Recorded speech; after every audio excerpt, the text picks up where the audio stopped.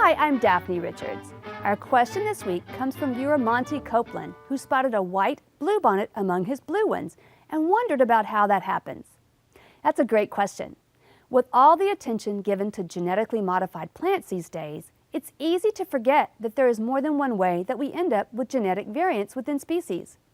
Plants have been procreating since long before humans arrived on the scene, and subsequently, humans have taken note of this natural tendency and intervened to create more of any particular genetic trait that we happen to fancy.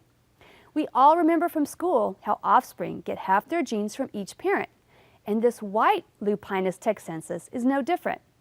Non-blue flowers are a recessive trait, so we don't see them as often in wild populations.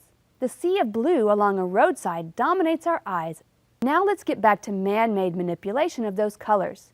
When botanists spot oddballs in nature, they know they found something unique, and being unique in the horticultural trade is normally a prized trait. In addition to the fairly rare white flowering plants, there are also light pink and maroon bluebonnets. Sequestering these plants and forcing them to procreate only among themselves increases the likelihood of offspring with the desirable trait.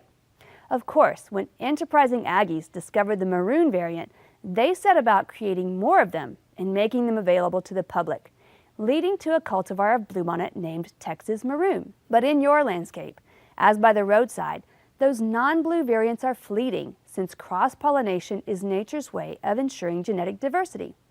Maroon, white, and pink flowering plants in your yard will be easily pollinated by blue ones, and the dominant blue trait will return, with other colors popping up as rarely as they do in nature.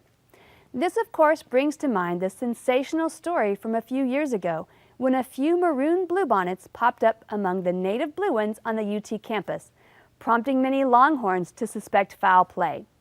Although not impossible, it's much more likely that the unique colors arose on their own. And if you have a fondness for unique wildflowers, look for the Texas superstar Lady Bird Johnson cultivar of bluebonnet next season.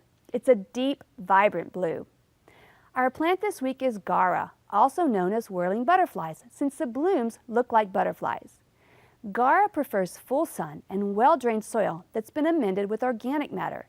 It gets about 2 feet tall and wide, but can be double that in the ideal environment, so don't be tempted to overplant. The vibrant green leaves and delicate pink blooms are a striking combination. White and deeper pink flowering varieties are also available.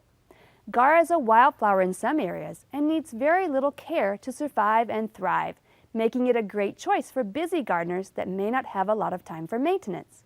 Water sparingly and only during the hottest, driest times once established. Hardy all the way down to zone 5, Gaura easily survives the cold of winter. But being so xeric, they may be taken out by too much rainfall if winter rain is abundant. This bushy plant will be covered in flowers from spring all the way through fall, making it especially attractive to butterflies and hummingbirds. Once one series of blooms are spent, a light shearing to deadhead will encourage more blooms, but isn't necessary unless you're so motivated. We've got some great viewer pictures this week. Sherry Robinson has a garden buddy. This little toad controls pests and cools off in the dog water bowl, in containers, and in her patio bubbler. All wildlife are important to Sherry, and she encourages us to appreciate every spider, lizard, snake, and toad out there. And I agree, Sherry. And Diane Saunders discovered this gorgeous question mark butterfly in her garden.